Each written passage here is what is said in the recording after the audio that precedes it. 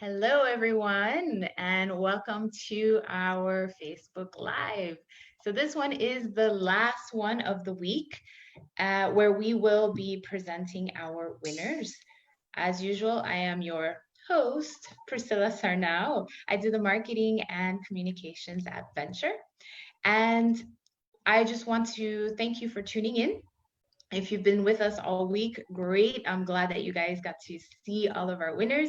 And we will be presenting the retail and consumer services winners. So with me today, I have Marion from mia&noa, Tuan and Yuka from Traverz, and Sylvia from nuniq. And each of them will have roughly 2 minutes to introduce themselves and what they're doing. And of course, you're highly encouraged to ask your questions. So let's get started. May I ask Marin to please introduce herself and what she's doing and her special location today? Thank you, Priscilla. Welcome to mia&noa.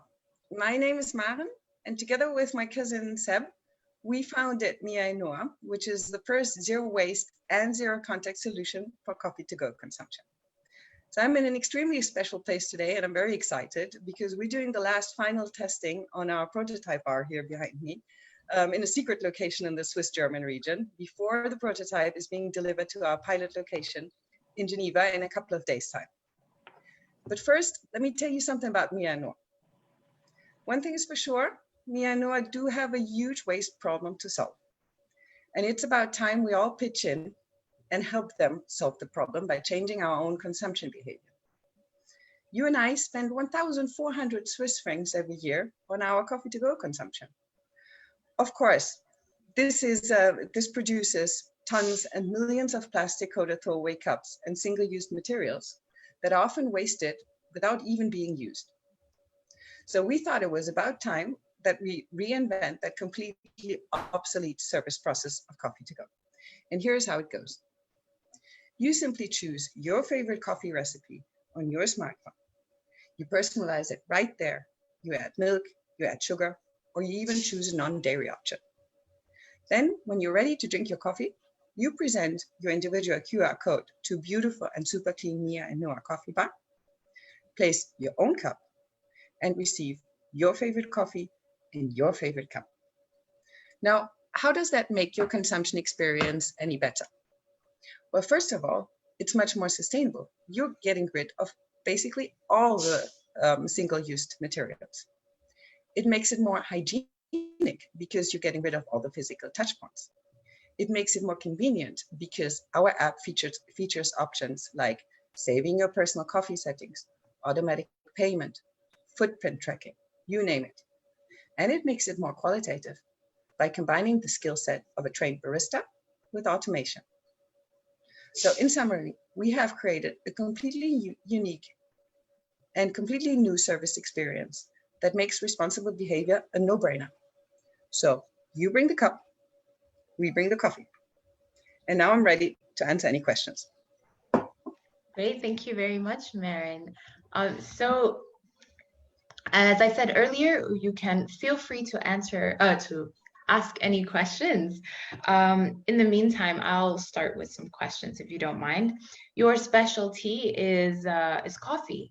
So what, in your opinion, makes a really good cup of coffee? Thank you for that question. It's a combination, actually, and it's a combination, obviously, of premium ingredients that we have fully traceable, organic and fair trade ingredients in our coffee bars, but it's also having the skill set of a barista and controlling the sensory requirements of your coffee actually every day. And there's no difference in quality of how you have to manage coffee quality in an automated or in a semi-manual coffee bar. What we're actually doing is that we're manually tweaking the mills that are grinding the coffee every day.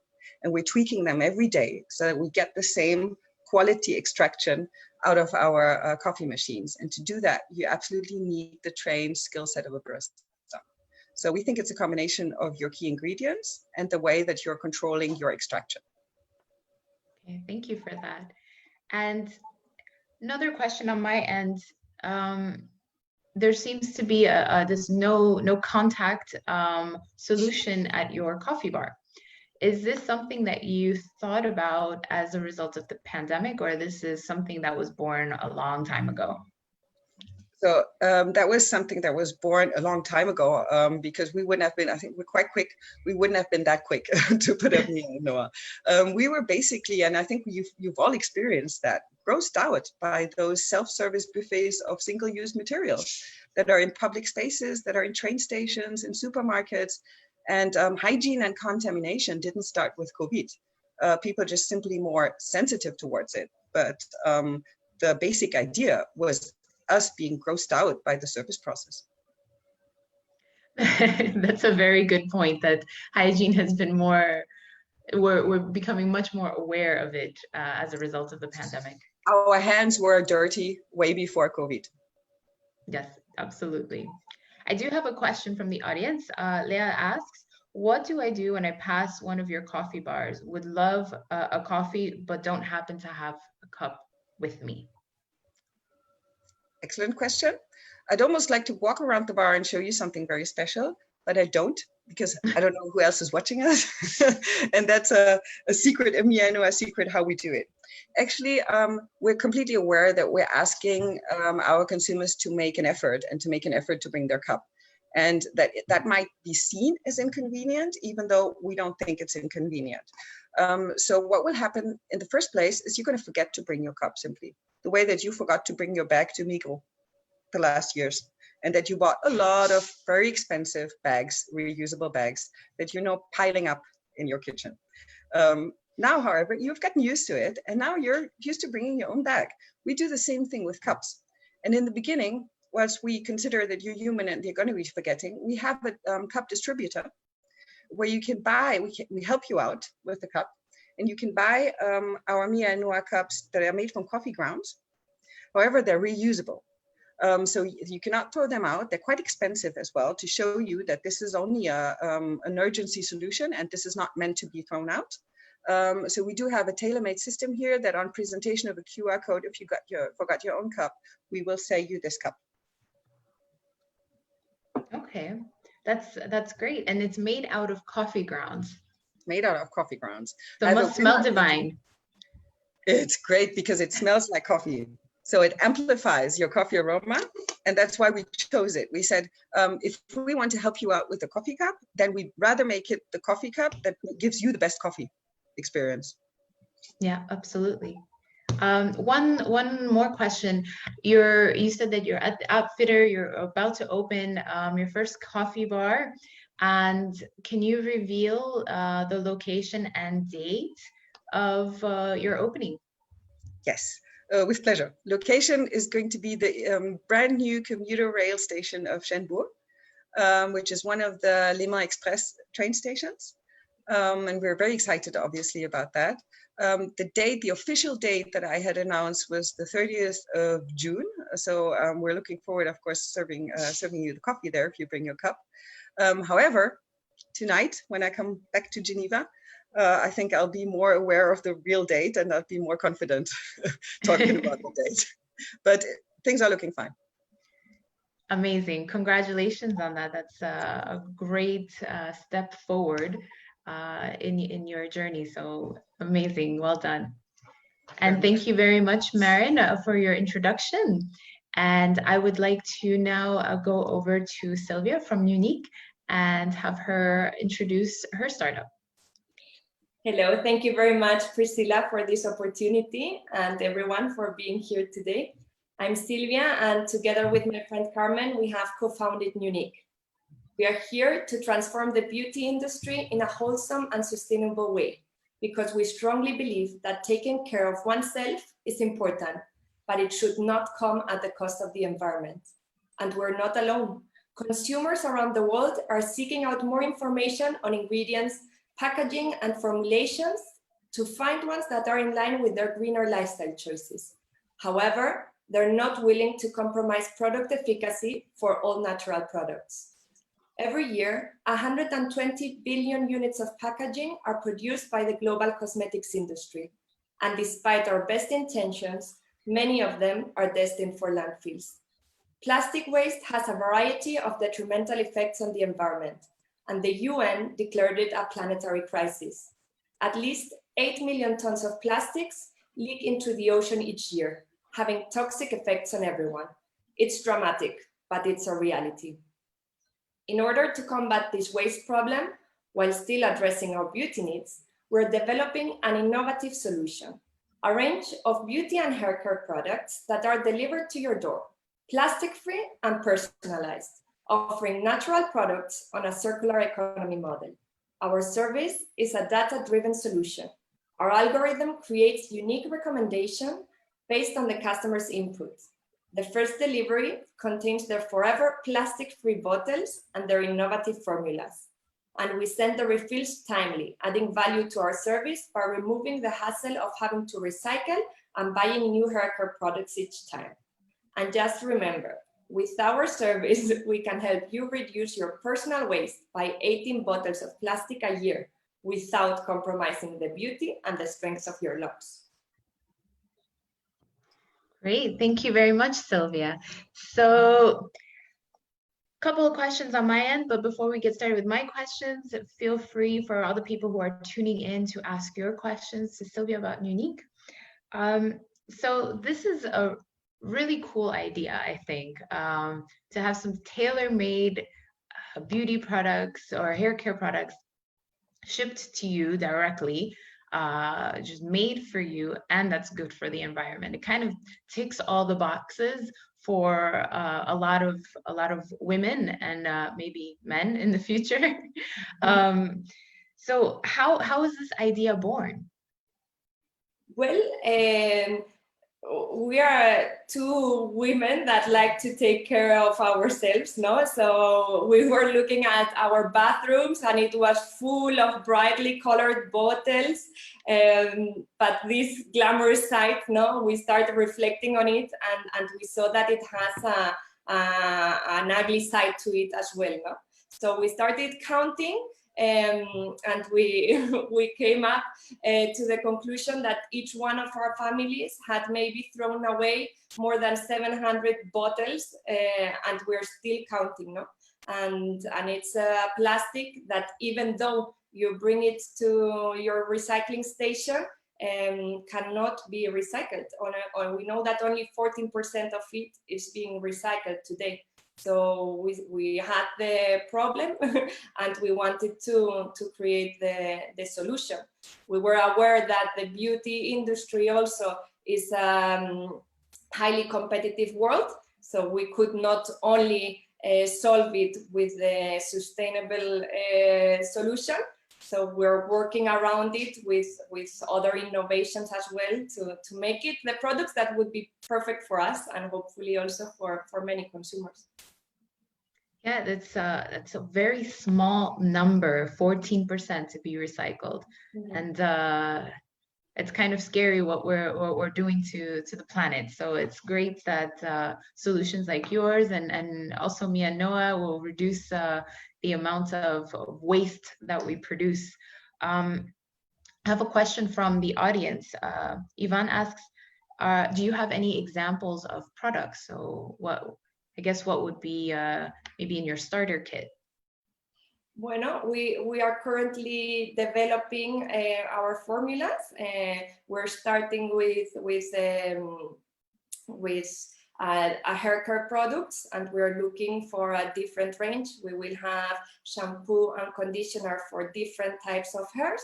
And then we also want to offer a variety of add-ons like shower gel, nutri cosmetics, hair mask, etc. And the plan is to develop afterwards further into skincare, mother and baby products, etc. So can you clarify how it works? You talked about these forever bottles that are plastic free. Are the first it's a couple questions in one. So first, are they made out of glass? And do I ship it back to you when I'm finished and then you fill it up and then you ship it back to me? How does that work, this direct to consumer model? Our model is a membership model. So the first time you will register on our webpage, you will fulfill a quiz. So we will be able to recommend you the perfect routine for you with the products that better fit your hair goals. And with the first shipment, we will send you a packaging that is going to be for you, ideally forever. We're looking at different options, also depending of the product. It might be glass, but we are looking at non-breakable glass because it's going to be in the bathroom. We have also aluminum options that are much easier recycled once you finish them up. But you don't have to send these bottles back. The idea is that with the next shipments, every 3 months, depending on the consumption that you have, we will only send you the refills. So you will clean your bottle at home and you will add them into the bottle and you will have your product ready to use for the next month. And these refills will come either packaging-less or in biodegradable packaging. Okay, great. So then, when I looked at when I listened to your explanation, is it the actual shampoo that comes in maybe a biodegradable package and then you send it, or is it part of the shampoo or conditioner? How is that? Yes. Well, that is part of our innovation.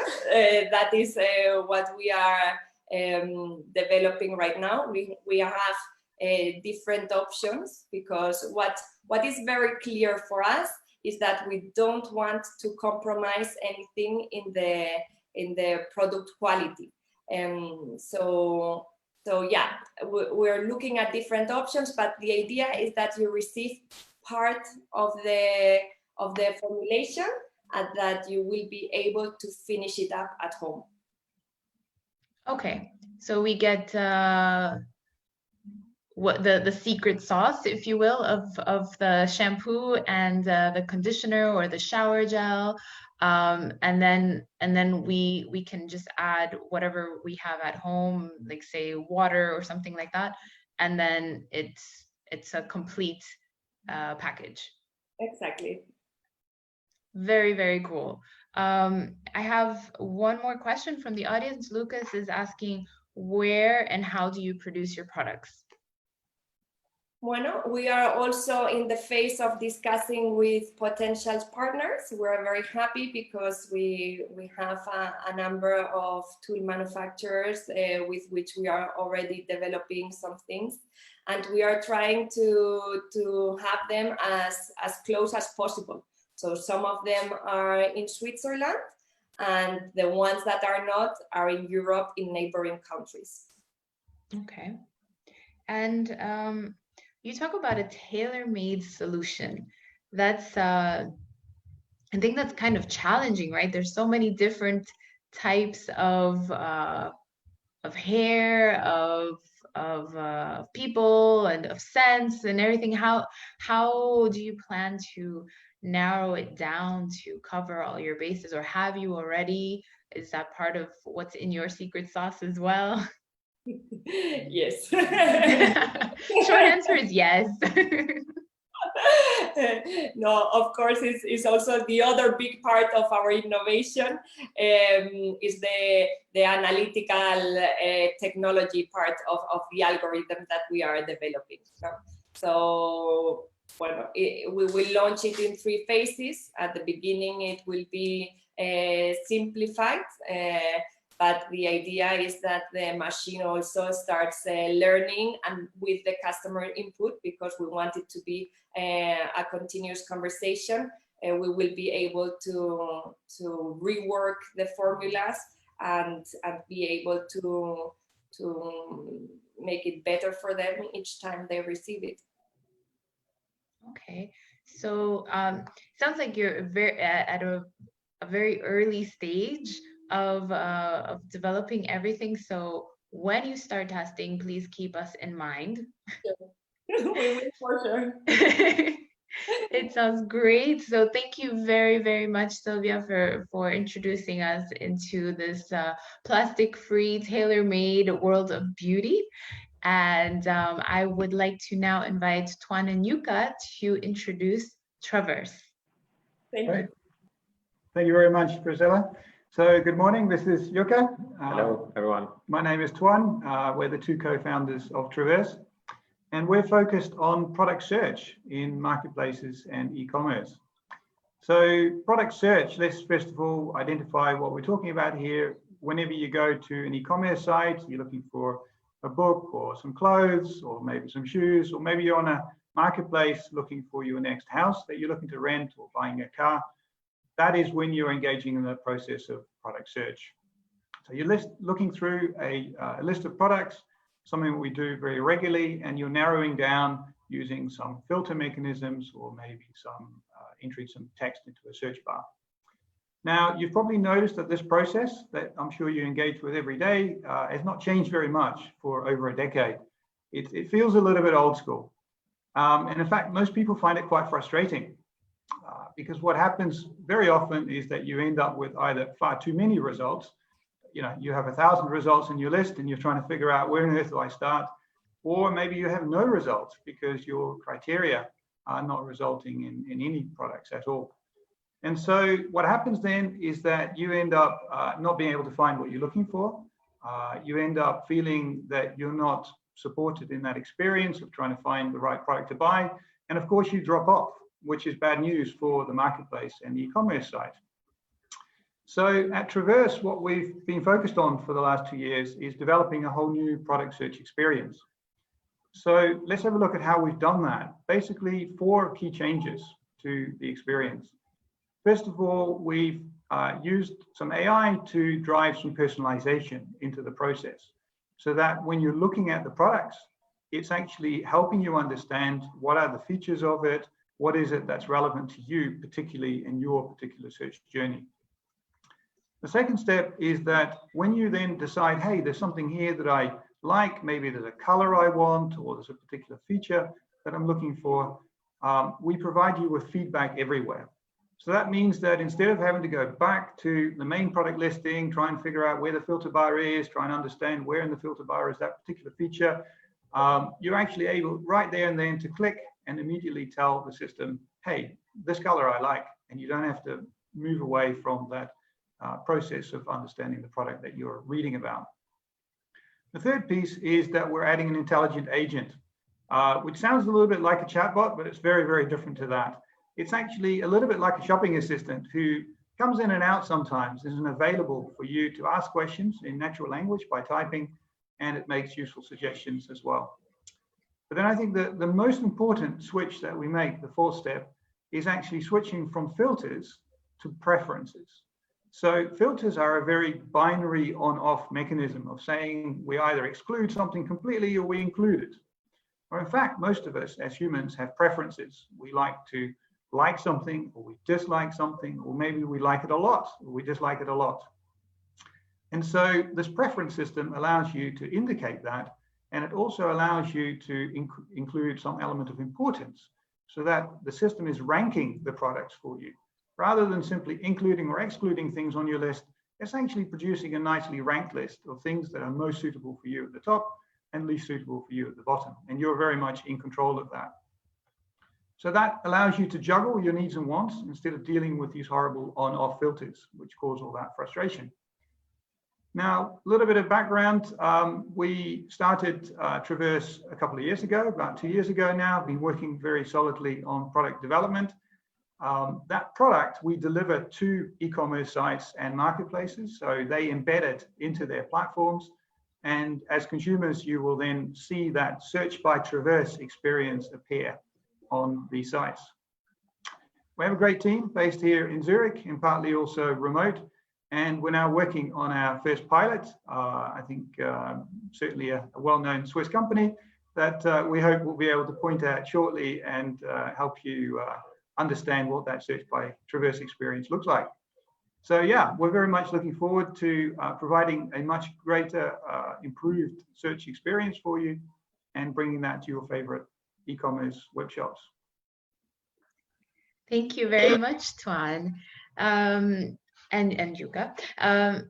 I think what you have developed personally is very dangerous for us, for the people who like to have some retail therapy online. I think the conversion rate is going to go through the roof when you find things right away that you like. I mean, if I maybe just cut in there briefly, I sort of see where you're going there, and I can imagine that certainly. But I think in reality, one of the things that the Search by Traverz system provides you with is particularly when you're looking to really buy that considered item. You know, when you're shopping for a dress and you really know you want a particular length and a particular color and a particular style, it's great because it takes the frustration away. If you're simply browsing and you're not really sure what you want yet, it's kind of, you know, you browsing like you do normally.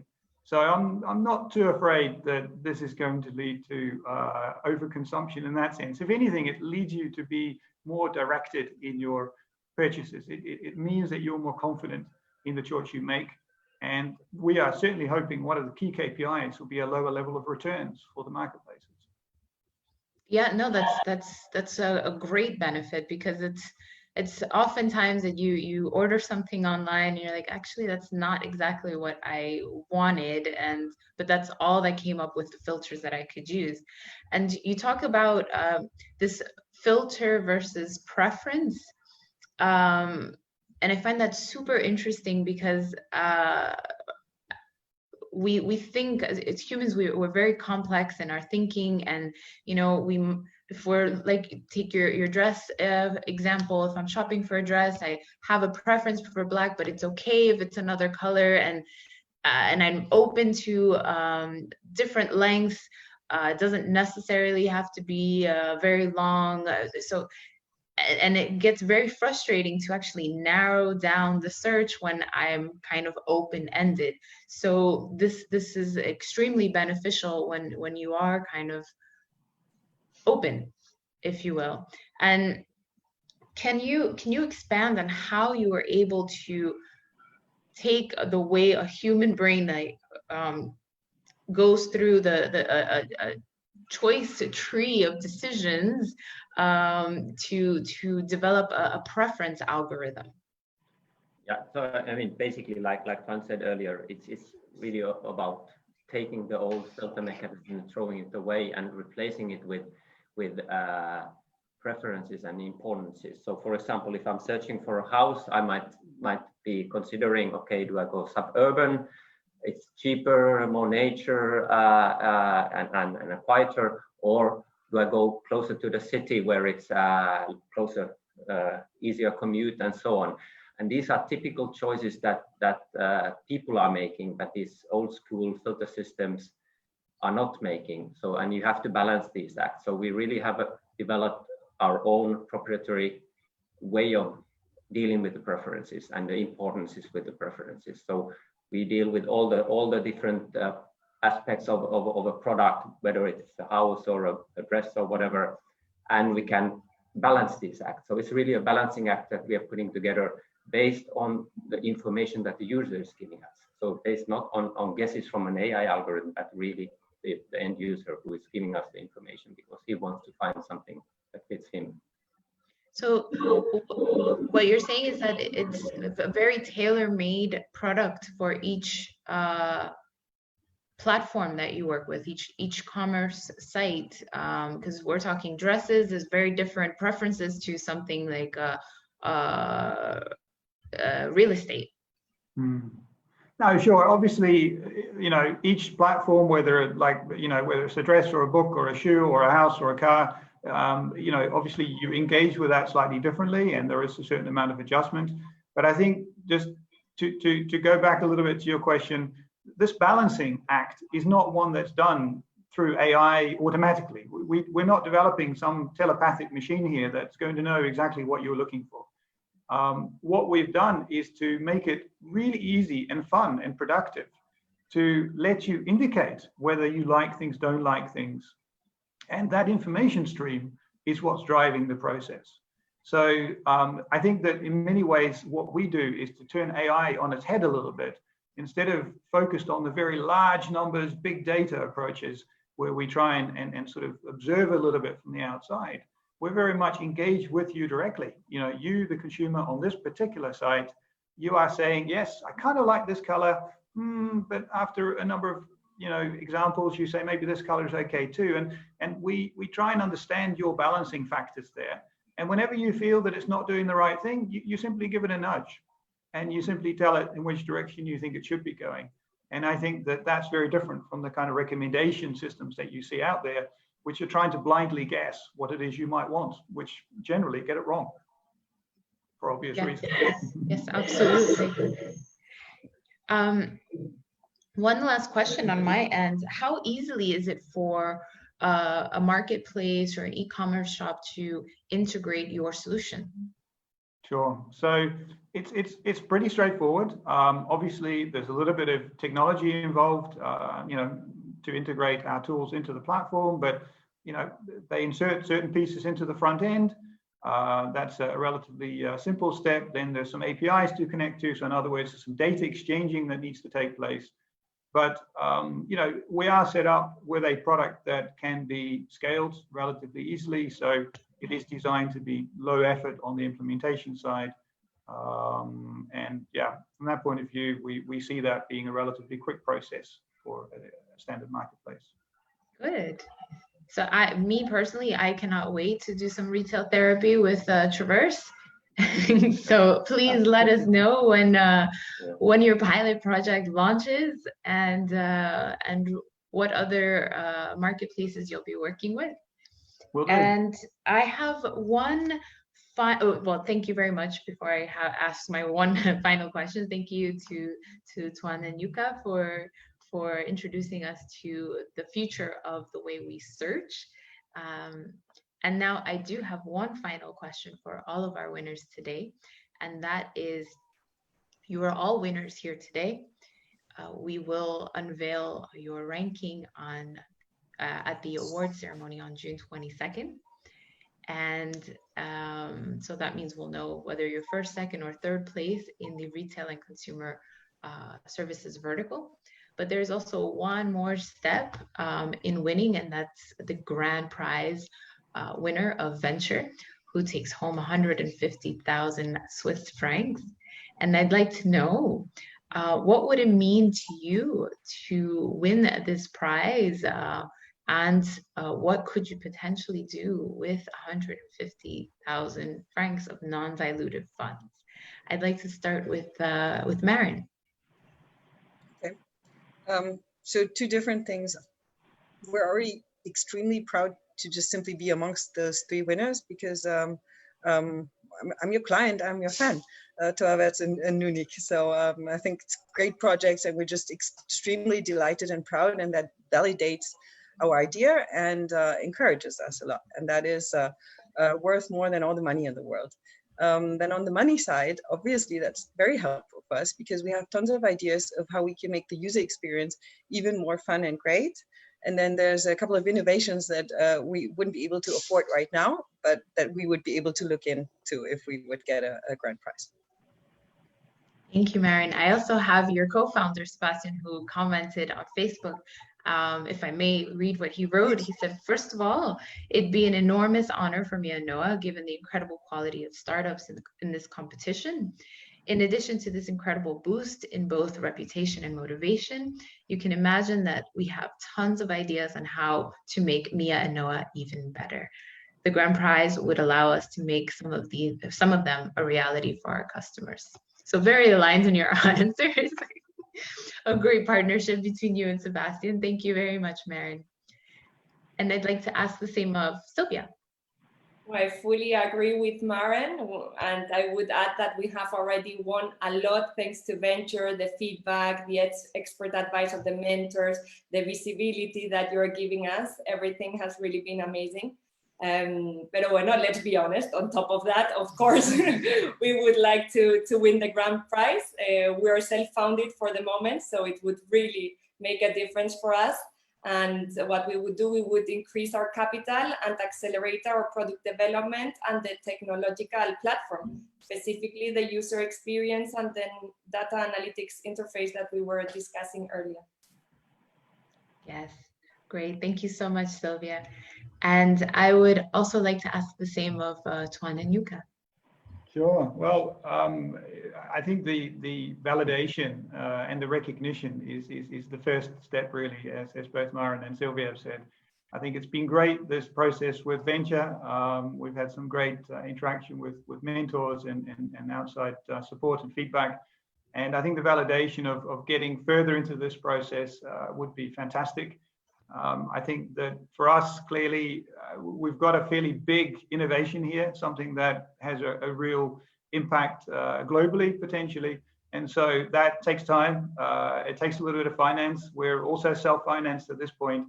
And so the grand prize would absolutely help us to improve the product, get it rolled out, and do all of that user testing and get that feedback that we need to iterate and improve and iterate and improve. So I think that we would, certainly open a few bottles of champagne and then get back down to the hard work of making this a success. Yes, absolutely. You need to work hard, but also play hard sometimes. Absolutely. So I want to thank you again, all three of you, for being here with me today, and for everybody who's tuning in. Thank you very much for listening. Thank you for your questions and your comments. And I'd like to officially invite you to our awards ceremony on June 22nd at 6:30 p.m. here on Facebook. It will be streamed live. So please tune in that day. You'll find out who will rank first, second, and third in each of the 5 verticals, as well as who will take home the grand prize of Venture. And in addition, we will have our keynote speaker, who will be Federal Councillor Uli Maurer, who will talk about the importance of innovation and entrepreneurship for the Swiss economy. So we're really excited to have him present at the awards ceremony. And last but not least, we do have an audience award. So that means we have a different set of startups who are participating and are looking to win your vote. So just log on to venture.ch/vote, and there you can see their introduction videos, and you can help them win an additional 10,000 francs for their entrepreneurial journey. So thank you very, very much, and I look forward to seeing you all on June 22nd. Thanks. Thank you, Priscilla. Bye-bye. See you. Bye. Thanks, everyone. Bye-bye.